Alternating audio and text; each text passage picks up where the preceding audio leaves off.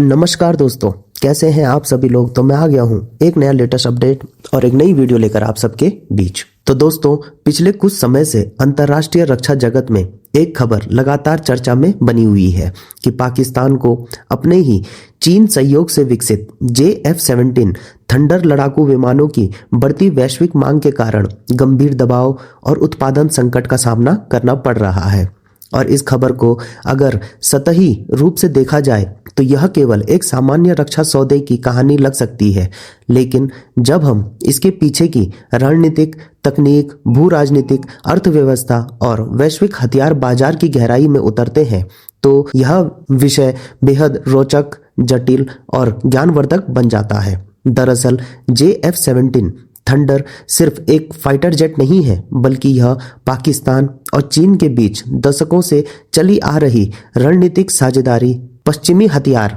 निर्भरता से बाहर निकालने की कोशिश और विकासशील देशों के लिए कम कीमत में ताकत देने वाले एक पूरे मॉडल का प्रतिनिधित्व करता है, जिसकी नींव 1990 के दशक में उस समय पड़ी थी जब पाकिस्तान को अमेरिकी प्रतिबंधों, F-16 सप्लाई में रुकावट और पुराने होते मिराज एवं F-7 जैसे विमानों की समस्या का सामना करना पड़ रहा था। ऐसे में पाकिस्तान ने चीन के साथ मिलकर एक ऐसी मल्टी रोल लड़ाकू विमान विकसित करने का निर्णय लिया जो सस्ता हो, रख रखाव में आसान हो, स्थानीय स्तर पर बनाया जा सके और भविष्य में निर्यात के लिए भी उपयुक्त हो। और यहीं से FC-1 JF-17 परियोजना की शुरुआत हुई, जिसमें चीन ने डिजाइन, इंजन और एवियोनिक्स में मदद की, जबकि पाकिस्तान ने असेंबली, टेस्टिंग और धीरे धीरे उत्पादन में आत्मनिर्भरता बढ़ाई।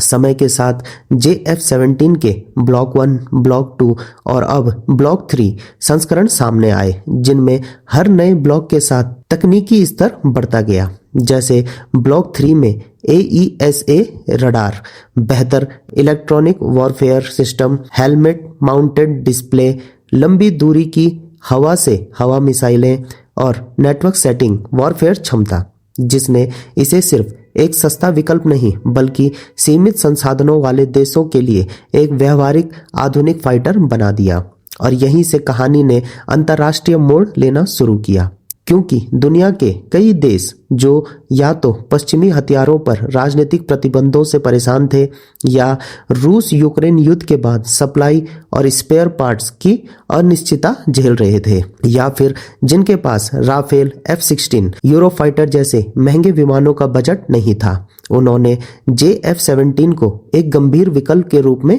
देखना शुरू किया। और इसी कारण Iraq, Bangladesh, Myanmar, Nigeria, Azerbaijan, Indonesia, यहाँ तक कि कुछ अफ्रीकी और मध्य पूर्वी देशों ने इस विमान में रुचि दिखाई। लेकिन यहीं पर पाकिस्तान के सामने असली चुनौती खड़ी हो गई, क्योंकि वैश्विक मांग अचानक बढ़ जाना सुनने में भले ही सफलता लगे, लेकिन किसी भी रक्षा निर्माता के लिए यह तभी फायदेमंद होता है जब उसके पास उत्पादन क्षमता, सप्लाई चेन, वित्तीय संसाधन और तकनीकी नियंत्रण पूरी तरह उसके हाथ में हो। जबकि JF-17 के मामले में पाकिस्तान की उत्पादन क्षमता सीमित है, क्योंकि पाकिस्तान एयरक्राफ्ट कॉम्प्लेक्स सालाना सीमित संख्या में ही विमान बना पाता है और उनमें से भी बड़ी संख्या पहले से ही पाकिस्तानी वायुसेना के लिए आरक्षित होती है। ऊपर से कई महत्वपूर्ण कंपोनेंट्स जैसे इंजन, रडार और कुछ एडवांस एवियोनिक्स चीन से आते हैं, जिससे सप्लाई पूरी तरह पाकिस्तान के नियंत्रण में नहीं रहती। और जब कई देश एक साथ ऑर्डर देने की स्थिति में आते हैं तो डिलीवरी टाइम, प्राइस स्थिरता और आफ्टर सेल्स सपोर्ट जैसे मुद्दे सामने आ जाते हैं, जो पाकिस्तान के लिए एक तरह का प्रोडक्शन क्रंच पैदा करते हैं। इस स्थिति को और जटिल बनाता है पाकिस्तान की आर्थिक हालत, क्योंकि देश लंबे समय से विदेशी कर्ज, IMF शर्तों और मुद्रा संकट से जूझ रहा है। ऐसे में रक्षा उत्पादन बढ़ाने के लिए बड़े निवेश जुटाना आसान नहीं है, जबकि दूसरी ओर चीन इस परियोजना को केवल एक व्यापार के नजरिए से नहीं बल्कि रणनीतिक प्रभाव के नजरिए से भी देखता है, क्योंकि हर JF-17 की बिक्री के साथ चीन को न सिर्फ आर्थिक लाभ मिलता है बल्कि उसका सैन्य तकनीकी प्रभाव भी उन देशों में बढ़ता है जो पश्चिमी हथियारों से दूर जा रहे हैं। वैश्विक हथियार बाजार के नजरिए से देखें तो JF-17 ने एक दिलचस्प ट्रेंड को जन्म दिया है, जहां अब मुकाबला सिर्फ सबसे ताकतवर विमान का नहीं बल्कि सबसे संतुलित और किफायती विमान का हो गया है। और यही वजह है कि यह खबर सिर्फ पाकिस्तान की परेशानी की कहानी नहीं बल्कि पूरी दुनिया के रक्षा संतुलन में हो रहे बदलाव का संकेत है। क्योंकि जब छोटे और मध्यम देश यह महसूस करने लगते हैं कि उन्हें अपनी सुरक्षा के लिए अत्यधिक महंगे प्लेटफॉर्म की जरूरत नहीं बल्कि ऐसे विमानों की जरूरत है जो उनकी क्षेत्रीय जरूरतों के हिसाब से पर्याप्त हो, तब JF-17 जैसे प्रोग्राम अचानक बहुत महत्वपूर्ण हो जाते हैं। हालांकि आलोचक यह भी कहते हैं कि JF-17 तकनीकी रूप से राफेल, F-35 या J-20 जैसे विमानों के बराबर नहीं है, लेकिन असली सवाल यह नहीं है बल्कि सवाल यह है कि क्या हर देश को वही चाहिए। और इसी प्रश्न का उत्तर JF-17 की बढ़ती मांग में छिपा है। कुल मिलाकर Pakistan faces crunch as demand for China developed JF-17 jets surges सिर्फ एक खबर नहीं बल्कि यह बताने वाला संकेत है कि कैसे वैश्विक शक्ति संतुलन,